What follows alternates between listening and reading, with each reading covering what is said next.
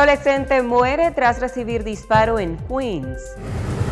Dos mujeres entraron en pánico cuando 5 sospechosos invadieron en su casa. Tribunal mantiene orden bloqueada de enemigos extranjeros. La actriz mexicana Kate del Castillo regresa a la televisión de Estados Unidos.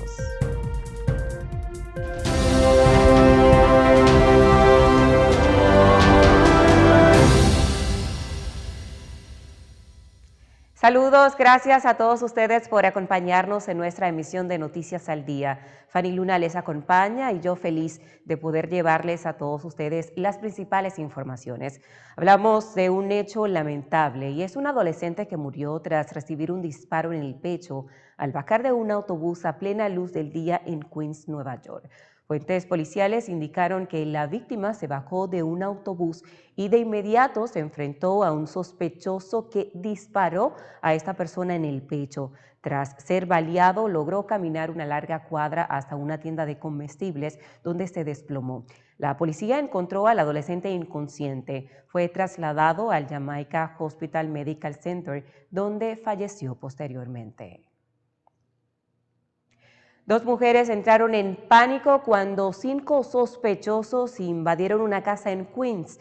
Estos las robaron luego de atacarlas con cintas adhesivas, anunció la policía de la ciudad de Nueva York. El hecho ocurrió el miércoles en eso de las 7:36 de la noche, cuando los 5 presuntos ladrones irrumpieron en la residencia ubicada en las inmediaciones de Mayfair Road y la calle 116. Al entrar, empujaron al suelo a una de las mujeres de 53 años y la atacaron a ella y a otra mujer también de 36 años con la misma cinta adhesiva.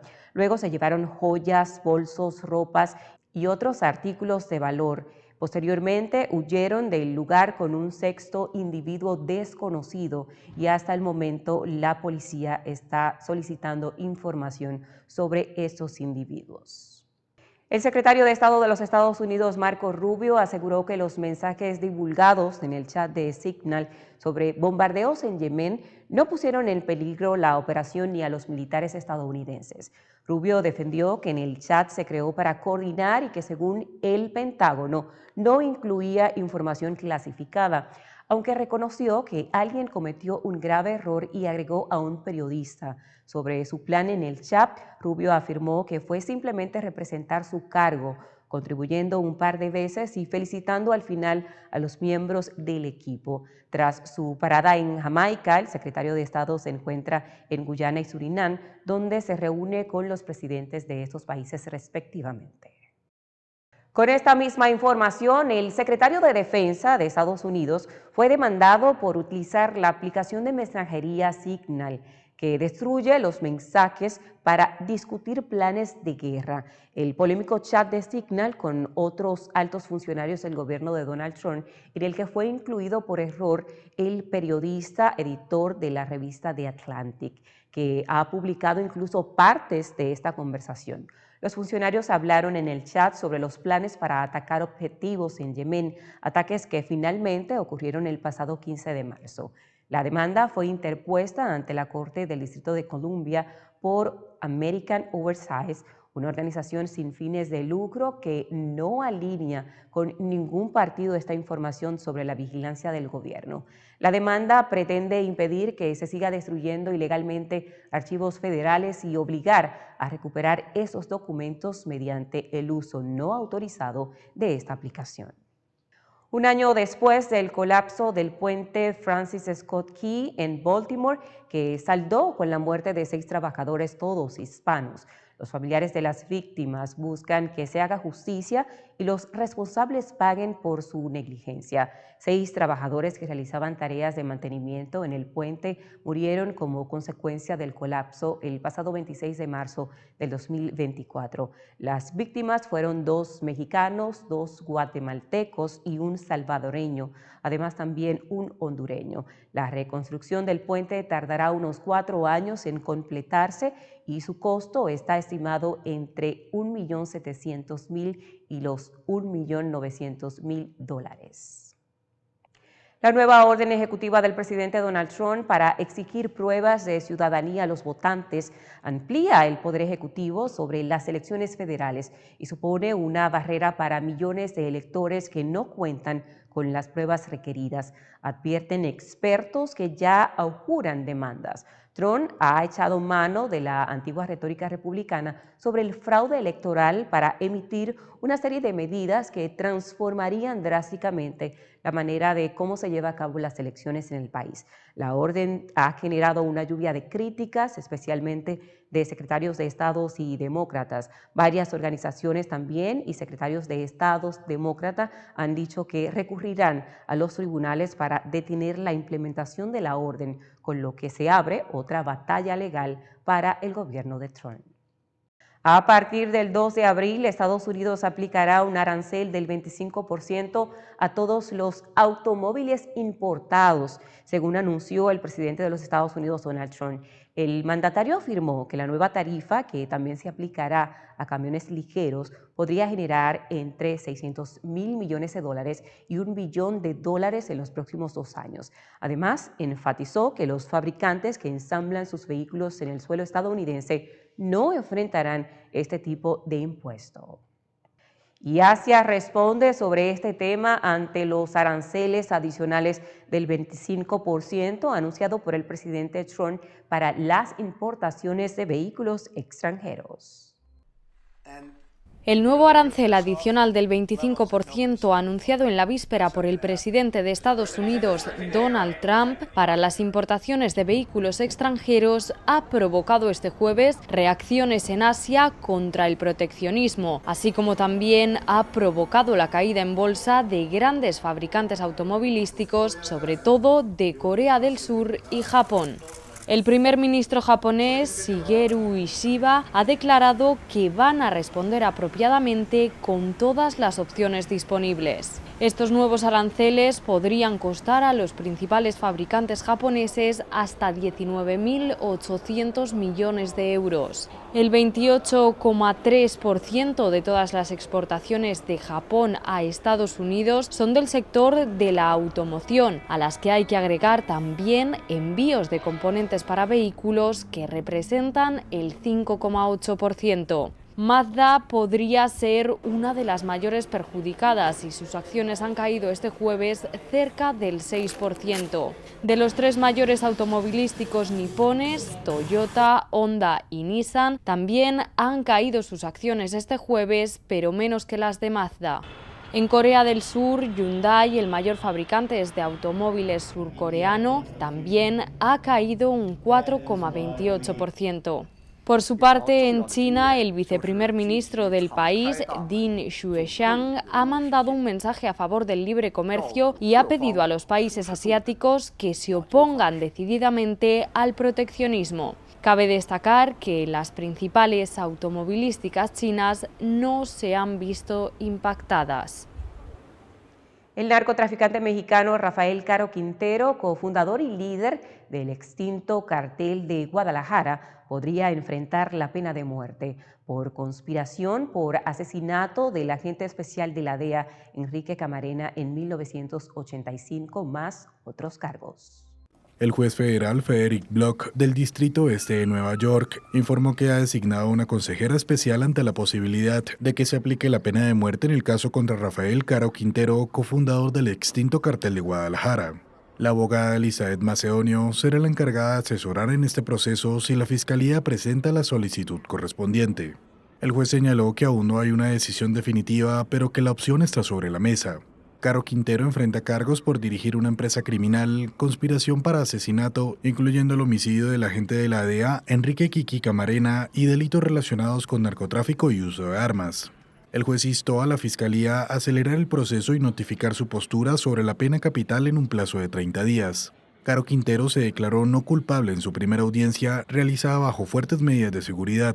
En la misma audiencia se presentó Ismael Arellanes, sobrino de Caro Quintero, quien enfrenta cargos similares. Ambos deberán comparecer nuevamente el 25 de junio. Caro Quintero permanece detenido en un centro de Brooklyn, donde también están recluidos otros acusados de narcotráfico. El caso ha generado atención por su impacto en las relaciones entre Estados Unidos y México. Vamos a cumplir con nuestra pausa comercial. Al regreso seguimos con más noticias.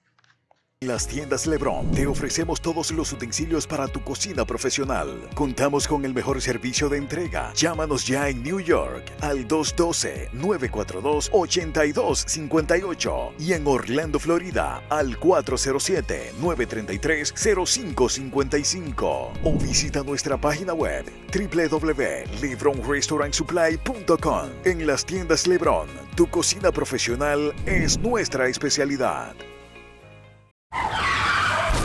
Su velocidad le puede parecer lenta al manejar, pero si atropella a alguien, es espantosamente rápida. Conductores, estén pendientes de los peatones y ciclistas y al doblar reduzca la velocidad a 5 millas por hora.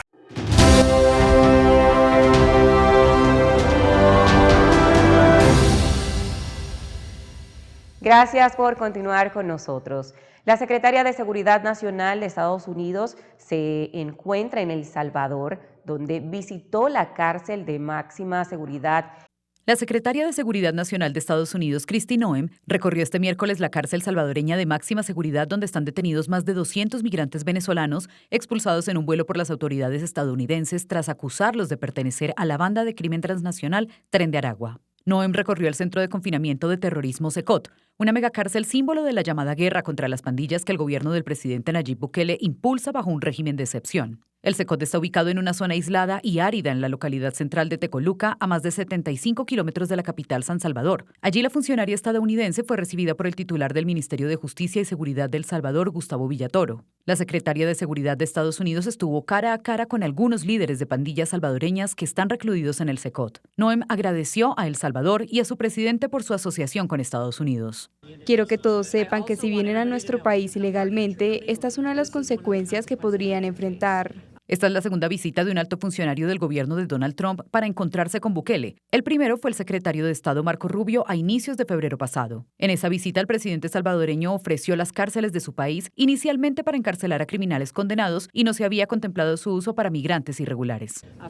No vengan a nuestro país ilegalmente, serán deportados y procesados. Sepan que estas instalaciones son una de las herramientas que usaremos si cometen delitos contra el pueblo estadounidense.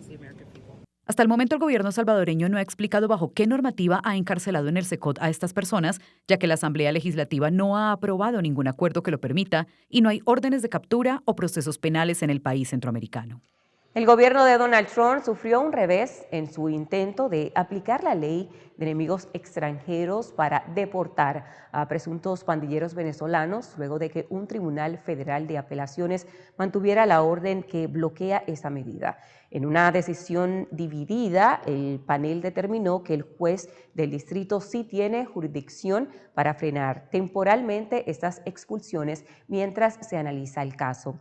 El fallo emitido con una votación de 2-1 desestimó la postura de la administración que argumentaba que la ley en cuestión no debía ser sometida a revisión judicial.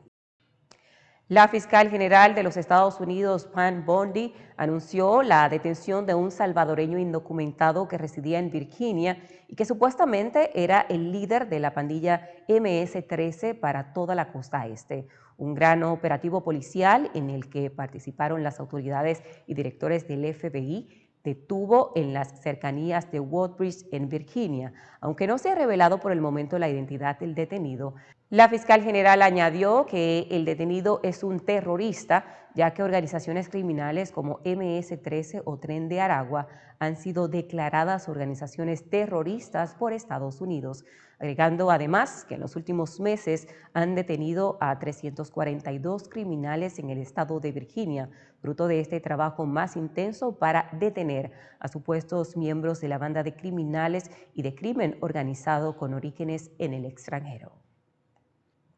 Panamá se ha convertido en el último gran obstáculo para que cientos de migrantes que no lograron llegar a los Estados Unidos puedan continuar su retorno hacia sus países.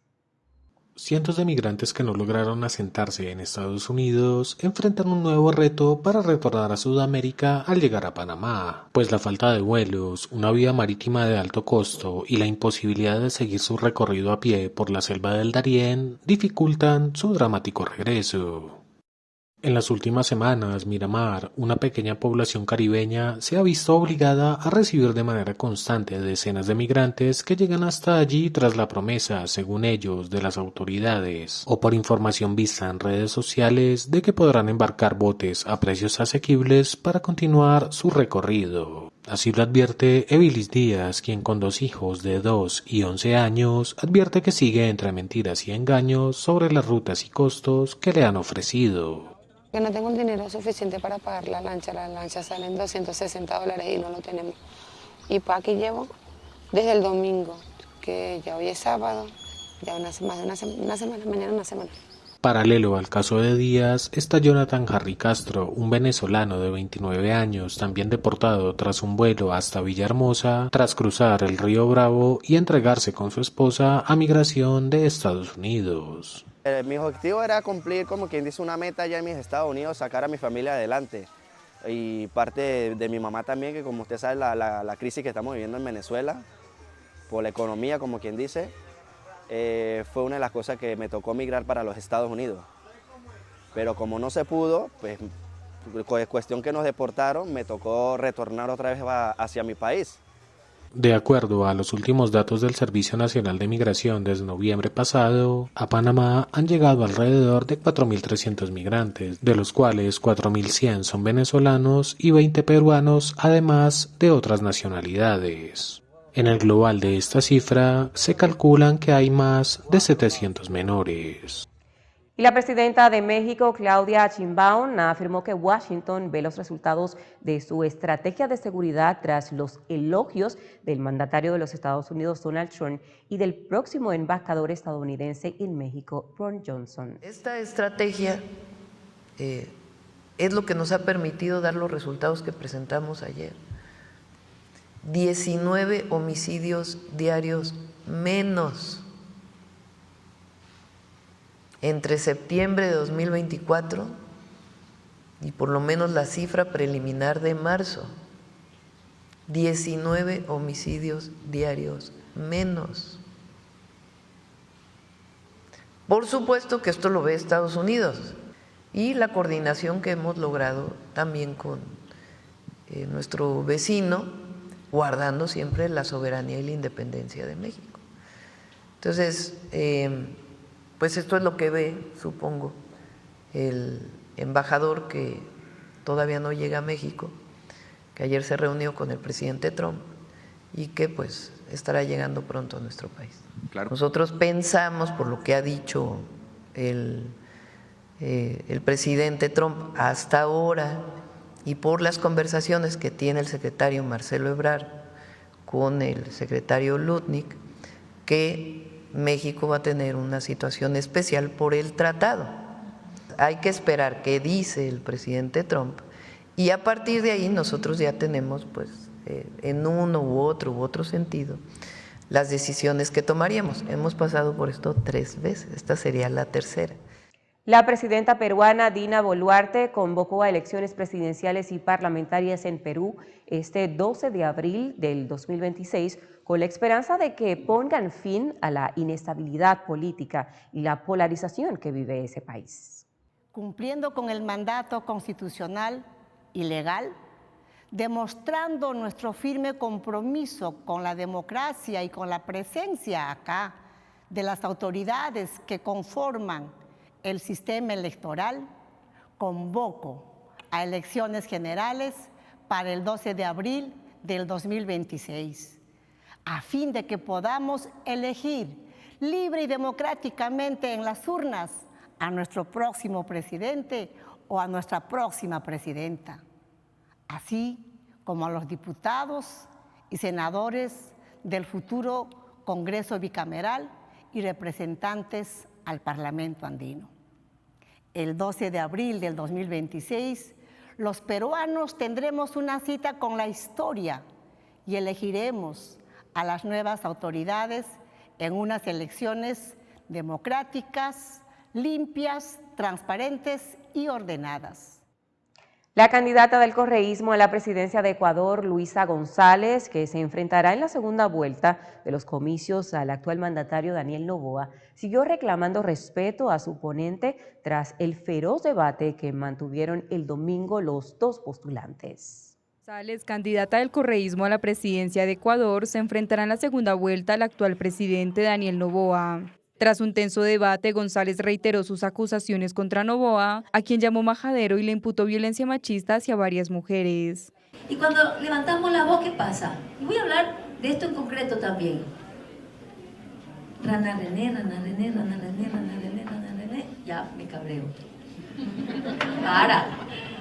Para. Ni el país es tu burla, ni yo lo soy. Y si estás acostumbrado a esto, mijito, hasta aquí llegaste.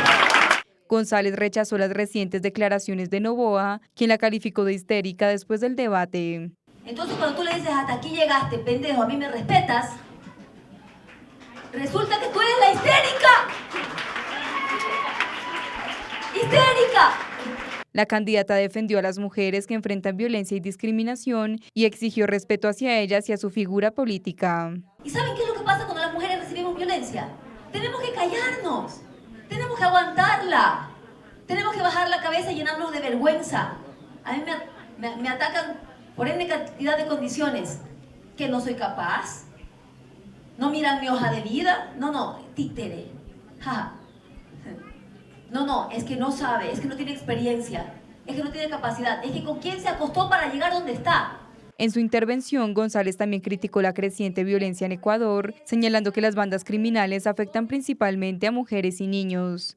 Respecto al aborto, González defendió el Estado laico y apoyó la legalización del aborto en casos de violación. El 13 de abril, los ecuatorianos decidirán si reelegir a Noboa o darle el poder nuevamente al correísmo con González como presidenta. La Corte Suprema de Brasil imputó al expresidente Jair Bolsonaro por 5 delitos cuyas penas rondan los 40 años de prisión en el marco del proceso por un supuesto intento de golpe de Estado para anular la victoria de Luiz Inácio Lula da Silva en los comicios del 2022. La Corte Suprema de Brasil imputó al expresidente Jair Bolsonaro por 5 delitos, incluyendo intento de golpe de Estado y organización criminal armada. Las penas por estos cargos pueden sumar hasta 40 años de prisión, aunque la legislación brasileña limita la condena máxima a 30 años. Bolsonaro será juzgado junto a exfuncionarios y militares acusados de conspirar para anular la victoria de Luiz Inácio Lula da Silva en 2022. Entre los delitos más graves se encuentra el intento de golpe de Estado, castigado con hasta 12 años de prisión, y la abolición violenta del Estado Democrático de Derecho, que prevé hasta 8 años. La Fiscalía sostiene que Bolsonaro manipuló fuerzas de seguridad y buscó apoyo militar para invalidar los comicios, además de incitar la violencia contra las instituciones.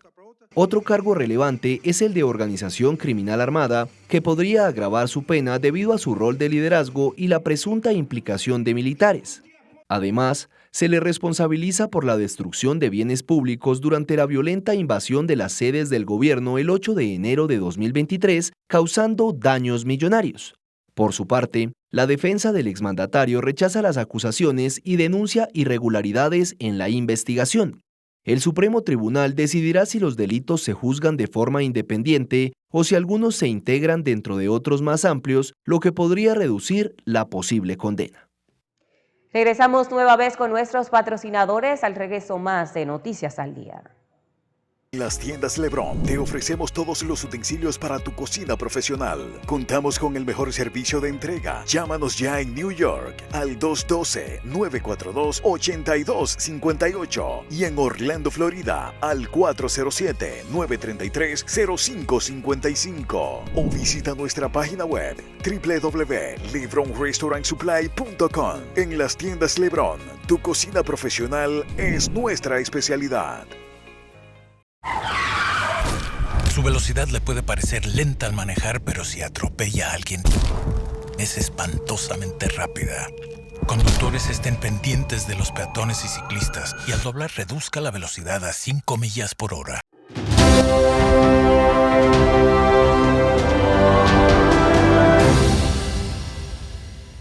Gracias por continuar con nosotros. El presidente francés Emmanuel Macron pidió que Rusia acepte sin condiciones previas un alto al fuego de 30 días y anunció que dará un nuevo paquete de ayudas militares a Ucrania por un valor de 2.000 millones de euros, tanto de material que ya tiene como de equipos que comprarán o que fabricantes franceses producirán en el suelo ucraniano. Macron se mostró opuesto a las exigencias rusas de comenzar a levantar las sanciones económicas internacionales impuestas en sucesivas fases sobre Moscú tras la invasión de Ucrania en febrero del 2022. Zelensky coincidió en que es demasiado pronto para debilitar las sanciones e incluso afirmó que necesitan nuevas sanciones mientras que Rusia no quiere finalizar la guerra. Sobre este mismo tema, el presidente ucraniano Volodymyr Zelensky afirmó que Rusia busca alargar las negociaciones sobre un alto al fuego para ganar tiempo y fortalecerse, con la intención de lanzar nuevos ataques sobre regiones ucranianas del sureste y al noreste. Levantar ahora las sanciones a Rusia sería un desastre para la diplomacia.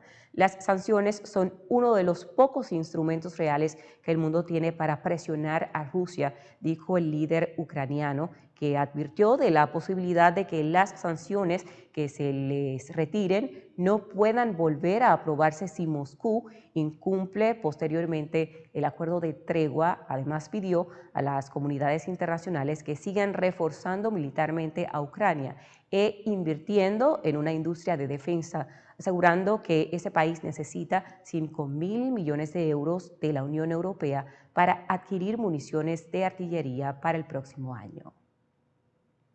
Miles de palestinos se manifiestan en diferentes puntos de Gaza en una protesta inaudita contra el régimen de Hamas y por el fin de los ataques israelíes, que ya se han cobrado la vida de más de 50.000 personas. Estas protestas se producen tras unas ocurridas desde el martes por la tarde en distintos puntos de Gaza, las primeras tan multitudinarias desde que comenzó la guerra. También en este país se vive un ambiente de represión, un bloqueo de Israel de alimentos y las ayudas humanitarias, además de la creciente pobreza. Cientos de personas salieron a las calles entre edificios destruidos por los bombardeos israelíes y en la región sureña de la ciudad de Yan Yunis, tras el llamado a diversos líderes de clanes.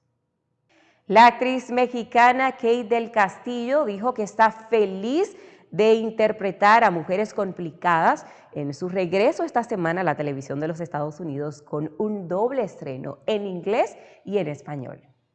Pues bueno, yo soy, como bien sabemos, soy inmigrante y también vivo la situación constantemente, ¿no? Yo, aunque tengo el pasaporte americano, finalmente tengo gente que trabaja para mí que no lo tienen, ¿no? Gente que quiero, que está cerca de mí, que han tenido que sufrir un montón de humillaciones y de cosas y que lo vivo como si fuera yo, ¿no? Es tremendo. Me encanta que Fox esté haciendo algo así, que aunque no nos queremos meter en política, realmente simplemente se habla de algo desde la primera temporada que es real, que es la inmigración y lo duro que es ser un inmigrante en este país, sobre todo ahora. Hemos llegado al final de nuestra emisión de Noticias al Día. Gracias a todos ustedes por la sintonía. Fanny Luna se despide y pendientes a nuestra programación.